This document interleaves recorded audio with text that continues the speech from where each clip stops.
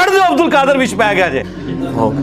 अब्दुल कादर ने रूह खोली और सरकार तुहाडे बाबियां नूं खंघण नहीं देना किसी ने। अच्छा, दूसरी तरफ यही आपको हदीस सुनाते हैं बुखारी मुस्लिम से कि क़यामत के दिन अंबिया भी कह रहे होंगे नफसी नफसी, आज मुझे अपनी जान की फिक्र है, आज मुझे अपनी जान की फिक्र है। हजरत आदम अलैहिस्सलाम कहेंगे आज मुझे फिक्र है कि मैंने अल्लाह ताला की नाफरमानी की थी। हजरत मूसा अलैहिस्सलाम कहेंगे मुझसे बंदा मर गया था।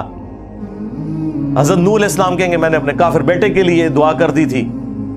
हजरत इब्राहीम अलैहिस्सलाम अपने 3 वो तौरियतन जो झूठ है, झूठ की कैटेगरी में नहीं आते, जायज है, फिर भी अल्लाह से डरते हुए कहेंगे आज मुझे वो याद आ रहे हैं।